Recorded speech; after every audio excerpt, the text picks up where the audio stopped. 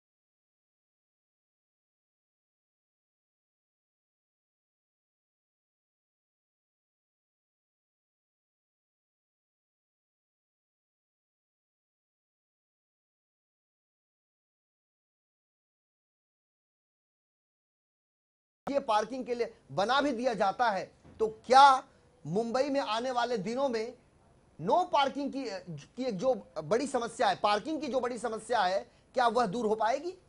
जी संजय, मैं बताना चाहूंगा, जो सोसाइटियों के ऊपर सवाल उठाते हुए महानगर पालिका ने सख्ती से लागू की है, उसको लेके जो साउथ मुंबई है, मुंबई का दक्षिणी भाग कहा जाता है, वहां के सोसाइटियों का तीव्र विरोध है, क्योंकि वो सोसाइटियां पुरानी हैं, उनके पास पार्किंग की जगह नहीं होती, तो वो अपने सोसाइटियों के सामने उनके वाहन पार्क किए जाते हैं। तो अब इसी मामले को लेकर कांग्रेस ने भी पिछले दिनों मुंबई महानगर पालिका पे मोर्चा निकाला था, और मोर्चा निकाल के मुंबई महानगर पालिका के जो ट्रैफिक नियम, पार्किंग नियम है, उसका कड़ा विरोध किया, और उस नियम को परिवर्तन करने की मांग मुंबई अध्यक्ष जनार्दन चांदूरकर द्वारा किया गया मनपा पे, और उस दिन गुरुदास कामत ने इसका खुल के विरोध किया। चाहेंगे जटा, जिस तरीके से आप बता रहे हैं कि कांग्रेस पार्टी के मुंबई प्रदेश अध्यक्ष जनार्दन चांदूरकर ने अपनी प्रतिक्रिया दी थी, हम अपने दर्शकों को भी बताना चाहते हैं कि आखिर मुंबई प्रदेश अध्यक्ष जो कांग्रेस पार्टी के हैं वो क्या सोचते हैं। जी जी, हम अपने दर्शकों को बताना चाहते हैं, और खास करके जनार्दन चांदूरकर का इस मामले में क्या कुछ कहना है, और खास करके पे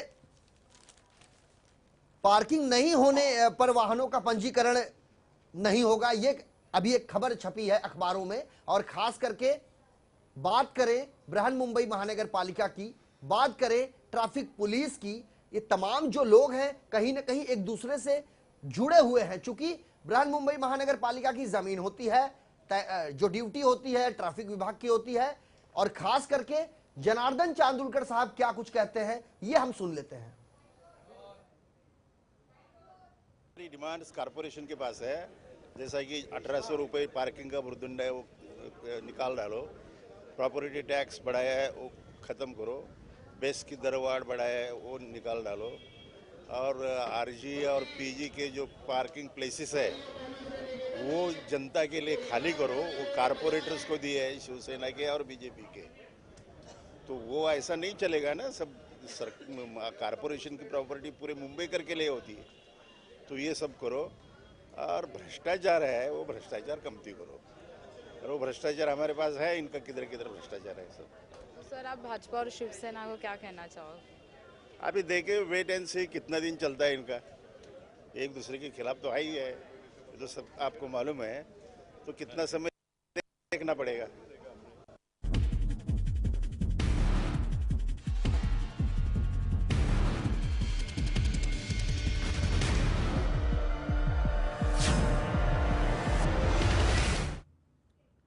आपने सुना किस तरीके से जनार्दन चांदूरकर साहब कह रहे हैं कि मुंबई की जो बृहन मुंबई महानगर पालिका की जो जमीन है, जो उसकी प्रॉपर्टी है, वो जनता के लिए होनी चाहिए। और खास करके उनका यह भी कहना है कि आरजीपीजी की जो जमीनें हैं उस पर अवैध तरीके से कब्जा किया गया है, इंक्रोचमेंट किया गया है। और आरजीपीजी की जो जमीनें हैं, उन्होंने आरोप लगाया कि शिवसेना और भारतीय जनता पार्टी के नगर सेवक उसके ऊपर अवैध कब्जा जमाए हुए हैं। जटा, जनार्दन चांदूरकर के इस बयान से कितना इत्तेफाक रखते हैं आप?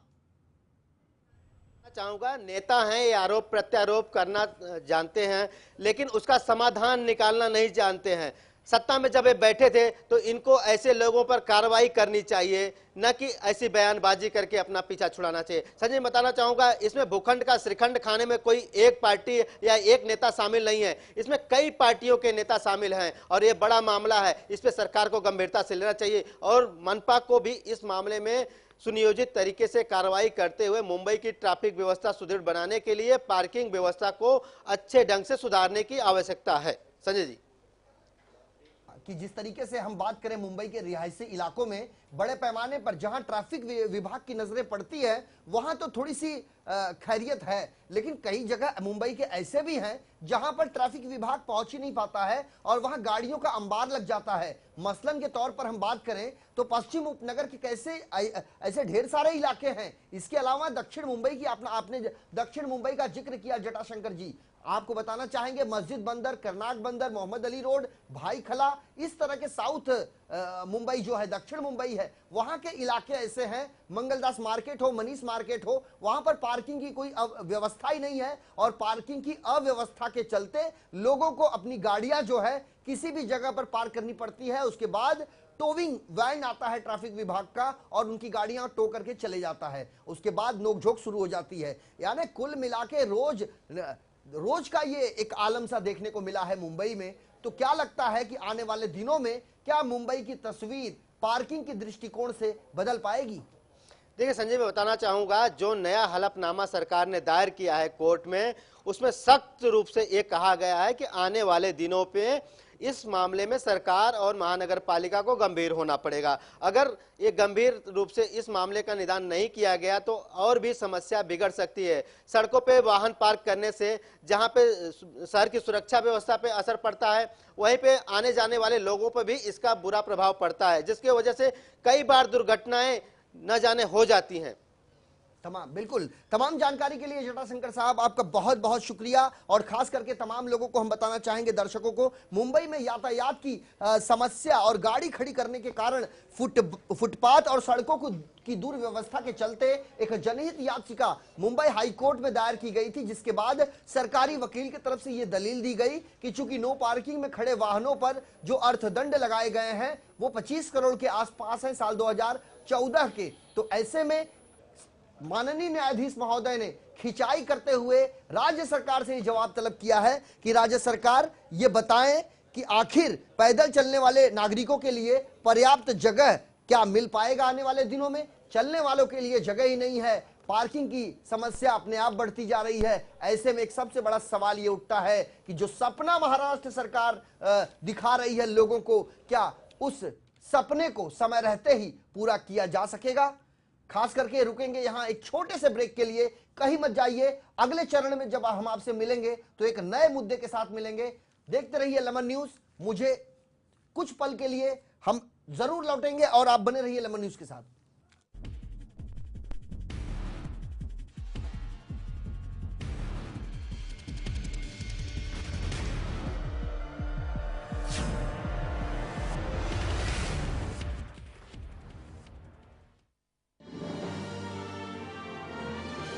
Global advertisers, scaling new heights in outdoor media.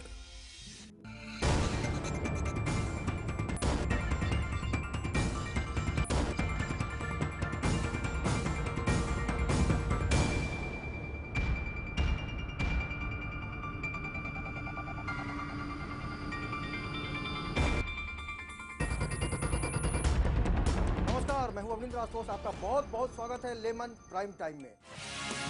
Lemon prime time सोमवार से शुक्रवार रात 8 बजे सिर्फ लेमन न्यूज पर। कौन है जो युवाओं के खून में भर रहा है जहर?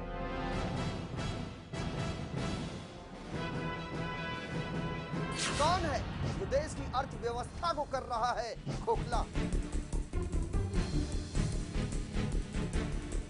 कौन है जो रच रहा है भारत के खिलाफ आतंकवाद की साजिश? अब होगा हर अपराधी बेनकाब।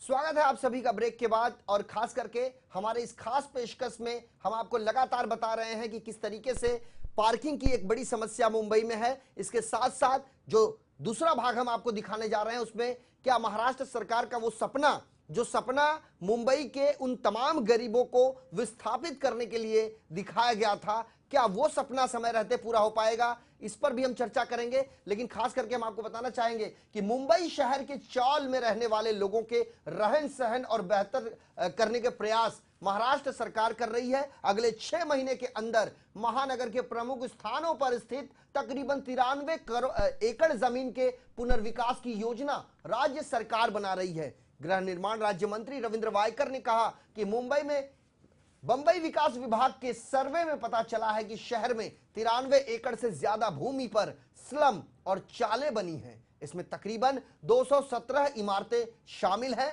इनका पुनर्विकास कर इनके स्थान पर इमारतों का निर्माण किया जाएगा ताकि चाल के नागरिकों को मूलभूत सुविधाओं को मुहैया आसानी से कराया जा सके। यह सपना है रविंद्र वायकर का और इसी पर हम चर्चा करेंगे। न्यूज रूम से हमारे अपने सहयोगी जटाशंकर सिंह हैं। खास करके जटा, आपसे एक बात जानना चाहेंगे साल 1995 और 96 में महाराष्ट्र में शिवसेना और बीजेपी की सत्ता थी और उस दौरान महाराष्ट्र के तत्कालीन मुख्यमंत्री थे मनोहर जोशी साहब।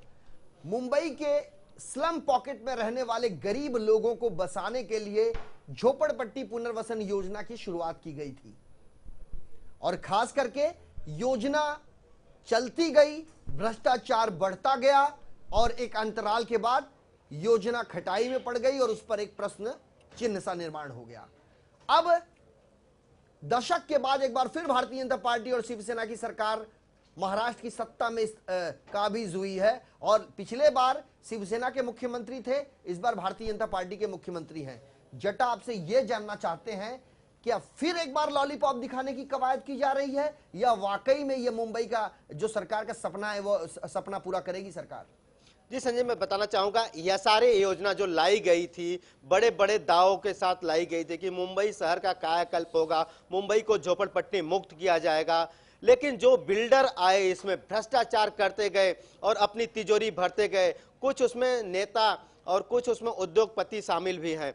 आज तक कई ऐसे प्रोजेक्ट हैं मुंबई में जो पिछले 10 सालों से लटके पड़े हैं, वहां के निवासियों को न्याय नहीं मिल पा रहा है, उस रिहैबिलिटेशन सेंटर में पड़े हैं, उनके पास घर नहीं है, लेकिन ये सारे योजना का जो काम है वो काफी कछुए की गति से चल रहा है। संजय जी, आपको एक चीज और जानना चाहेंगे जटा जी, झोपड़पट्टी पुनर्वसन योजना जो विभाग बनाया गया है, आर्थिक राजधानी मुंबई के बांद्रा पूर्व में उसका कार्यालय है और यह कार्यालय महाराष्ट्र सरकार के नगर विकास के अधीन आता है, जिसके मुखिया खुद मुख्यमंत्री हुआ करते हैं। वजह क्या है कि मुख्यमंत्री कई बदले, चाहे विलासराव देशमुख साहब हो, चाहे मनोहर जोशी साहब हो, चाहे सुशील कुमार शिंदे साहब हो, या फिर अशोक चौहान साहब हो, या फिर अब आए हुए नए मुख्यमंत्री देवेंद्र फडणवीस साहब हो। क्या लगता है इसके पहले के जो मुख्यमंत्री थे महाराष्ट्र के, उनका उदासीन रवैया आपको नहीं दिखाई देता? जी, पिछली सरकार के ऊपर कई ऐसे आरोप लगे, यहां तक कि पिछले दिनों शरद पवार ने भी कह दिया था कि जो मामले हैं मुख्यमंत्री लटका के रख रहे हैं, उस पर साइन नहीं कर रहे हैं, कहीं उनके हाथ में लकवा तो नहीं मार गया है। कहीं ना कहीं ये मामला अब साफ हो रहा है कि जो नई सरकार आई है इस मामले को फिर से गंभीरता से ले रही है और शहर में जो स्लम व्यवस्था है, जो झोपड़पट्टियां हैं, उनको दूर करके उनका पुनर्विकास करके उनमें रहने वाले जो नागरिक हैं उनको इमारतों में बसाया जाएगा और उनके रहन सहन की व्यवस्था है जो वो सुदृढ़ बनाई जाए, ताकि मुंबई की जो संघाई बनाने का जो प्रारूप बनाया जा रहा है उसमें सबसे बड़ी अड़चन यही आ रही है स्लम की। अगर मुंबई में स्लम रहेगा तो शहर की वातावरण, स्वच्छता जो व्यवस्था है वो शुद्ध नहीं हो पाएगी। हमारे अपने सहयोगी प्रदीप शर्मा ने बातचीत की थी, रविंद्र वायकर ने इस मामले में क्या कुछ कहा था, यह सुन लेते हैं। आज गृह निर्माण मंत्री रविंद्र वायकर जी ने आज अपने मंत्रालय का चार्ज लिया। उनसे जानते हैं, उन्होंने कई योजनाओं का भी आज घोषणा किया है। सबसे पहले तो सर कांग्रेचुलेसन आज मंत्रालय में चार्ज लेने के लिए, और दूसरी कि कौन कौन सी घोषणाएं की है आपने? मैंने ये घोषणा की है कि झोपड़पट्टी मुक्त मुंबई को करने का, उसी प्रकार के बाकी के शहर में म्हाड़ा जो है, म्हाड़ा के माध्यम से भी अच्छे घरकुल दे के एक घरकुल का स्वप्न जो है रहवासियों का, यहाँ रहने वाले लोगों का, मुंबई की जनता का, वो मुझे पूरा करना है। और ये सपना माननीय हिंदू हृदय सम्राट शिवसेना प्रमुख बाला साहब ठाकरे जी ने देखा था, वो मुझे पूरा करना है। घरकुल योजना के तहत, और अगर बात की जाए यसारे और म्हाड़ा के तहत काफ़ी जो है घोटाले होते हैं, उन पर किस तरह से प्राथमिकता होगी? घोटाले होते हैं, उसके अंदर जो एनेक्सर 2 होता है, फाइल रखी जाती है, दबाई जाती है, एनओसी नहीं दी जाती है, तो इसके अंदर फास्ट ट्रैक में बाबा कितने दिन में ऑफिसर के पास फाइल रहेगी और क्यों रहती है, उसका रेक्टिफिकेशन पूछने वाले तो कौन चाहिए थे। तो अभी हम लोग आए हैं कि पूछ के बाबा बताएंगे बाबा इसकी फाइल है इतनी दिन की, तो क्यों रही, क्यों नहीं उसको बताया, तो उसी के माध्यम से वो फाइल निकलती जाएगी। एनेक्सर 2 जो होता है म्हाड़ा के माध्यम से होता है, मुंबई महानगर पालिका के माध्यम से होता है, वो तुरंत के तुरंत निकलना चाहिए। उससे वजह से 200-250 काम तुरंत चालू हो सकते हैं। तो अड़े हुए काम को स्पीड देना। जिस तरीके से अगर बात करें तो एजेंट का जो एजेंडा है हर ऑफिसों में, गृह निर्माण विभाग चाहे MMRDA की बात करें या बात करें म्हाड़ा की या बात करें या सारे प्रोजेक्ट में, एजेंट को लेकर किस तरह से गृह राज्य मंत्री होने के नाते क्या प्राथमिकता होगी? म्हाड़ा के इसमें म्हाड़ा के घरकुल के अंदर जो लॉटरी सिस्टम होती है उसके अंदर ये घोटाला, तो ये जो कोई करने वाले उनके नाम तो म्हाड़ा के पास होते हैं, तो उसके बारे में फौजदारी कानून के माध्यम से पुलिस केस करना, दाखिल करना ये जरूरी होगा और उसी प्रकार के नाम लेके रेक्टिफाई करके उनके ऊपर फौजदारी दावा किया जाएगा। सर जैसे आपने कहा कि घरकुल के तहत महाराष्ट्र को जो मुंबई को झोपड़ी मुक्त करना है, झोपड़ा मुक्त करना है, घरकुल योजना की शुरुआत कब तक शुरू हो जाएगी, क्योंकि अब आपने आज कार्यभार संभाल लिया है और इसकी प्रक्रिया कब से शुरू होने वाली है? आज से ही 1 तारीख है, नया साल है। नया साल के अंदर मेरा काम होता है फास्ट काम करना। मैं दिन में 100 काम लेता हूँ, उसमें से 100 में 100 नहीं हो सकते, 10 तो हो सकते। तो आज से ही मेरी शुरुआत हो जाएगी। अगर बात की जाए तो गरीबी रेखा से नीचे की अगर बात करते हैं तो उसमें भी घरकुल योजना लाई जाती है, उसको लेकर किस तरह से आप देखते हैं और किस तरह से उसमें प्राथमिकता दी जाएगी? गरीब यही होते हैं कि झोपड़पट्टी के अंदर जो रहते हैं, इनको 95 का जो ये लगाया होता था, 95 की या घरों को नहीं लगाया जाता था, आदमी को लगाया जाता था। तभी हमने ये निकाला था कि घरों को 95 का ये करो कि कोई बेच के जाता है तो घर को ये कांस्टेंट रखो, उसको 95 का इशू करो। तो उसी प्रकार से अभी किया और 2000 तक के झोपड़पट्टी जो है तो उनको घरकुल मिलना चाहिए, उनका जो सपना है वो पूरा होना चाहिए। एक बार फिर मैं आपको बधाई देना चाहता हूं कि आज मंत्रालय आपने ज्वाइन किया है। धन्यवाद, और आपके चैनल को भी शुभेच्छा नए साल की। धन्यवाद सर हमसे बात करने के लिए। ये थे गृह राज्य निर्माण मंत्री रविंद्र वायकर जी, जिन्होंने बताया कि घरों की जो लॉटरी होती है उस पर जो धांधली होती है, साथ ही जो एजेंट प्रक्रिया है उन तमाम चीज़ों पर इनकी कड़ी निगरानी होगी, गृह मंत्रालय की कड़ी निगरानी होगी ताकि किसी प्रकार की धांधली ना हो। कैमरामैन सागर के साथ प्रदीप शर्मा, लेमन न्यूज, मुंबई।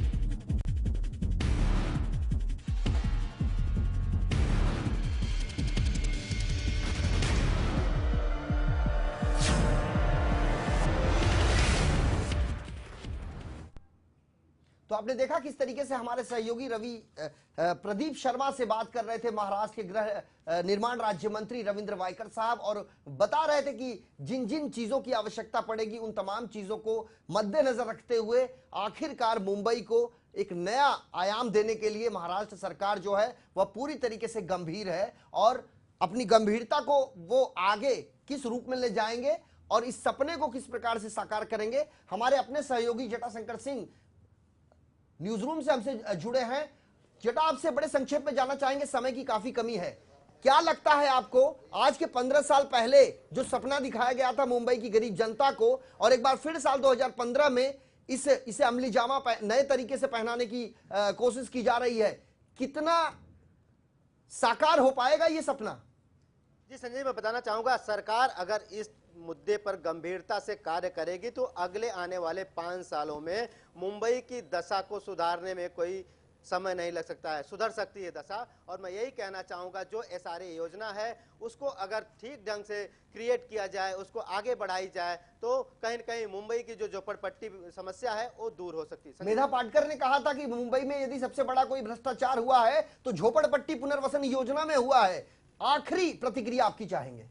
जी, भ्रष्टाचार तो वाकई हुआ है इसमें, और ये भूखंड का श्रीखंड खाने में नेता और उद्योगपति, बिल्डर सभी शामिल हैं। कहीं न कहीं ये व्यवस्था अच्छी है, इसे अगर पारदर्शी तौर पे सरकार इसको लागू करे, इस पे आगे कार्रवाई करे और इस पे अगर अमली जामा पहनाया जाए तो ये सारी योजना को कारगर ढंग से मुंबई में चलाया जा सकता है। और इसके तहत जो हजारों झोपड़पट्टियां यहाँ पे बसी हैं उनको काम पुनर्निर्माण करके और मुंबई को झोपड़पट्टी मुक्त बनाया जा सकता है। चलिए, तमाम जानकारी के लिए आपका जटाशंकर सिंह साहब बहुत बहुत धन्यवाद। तो हमारे अपने सहयोगी जटाशंकर सिंह बता रहे थे कि यदि इस योजना को सही तरीके से ईमानदारी के साथ यदि अस्तित्व में लाया जाए तो योजना कोई बुरी नहीं है, और खास करके मुंबई की झोपड़पट्टियों में रहने वाली वो जनता, जब झोपड़पट्टी पुनर्वसन योजना की शुरुआत की गई थी तो उस दौरान कई लोक लुभावन सपने दिखाए गए थे, लेकिन गरीबों के मकान तोड़ दिए गए, डेब्रीज वहीं पड़ी है, बड़े पैमाने पर गंदगी का अंबार लगा हुआ है। महानगर पालिका का उदासीन रवैया दिखाई दे रहा है।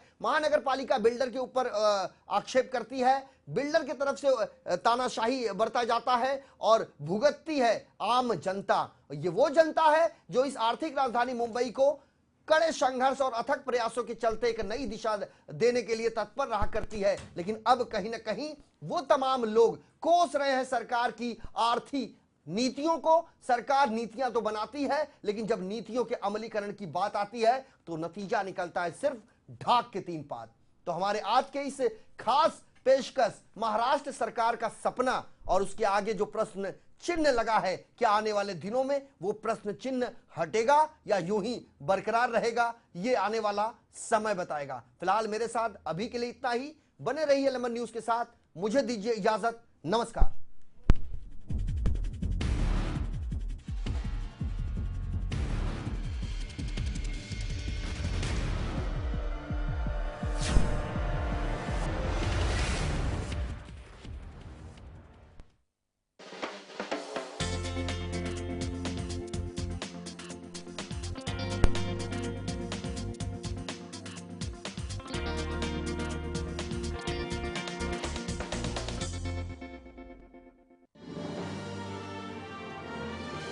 Global Advertisers.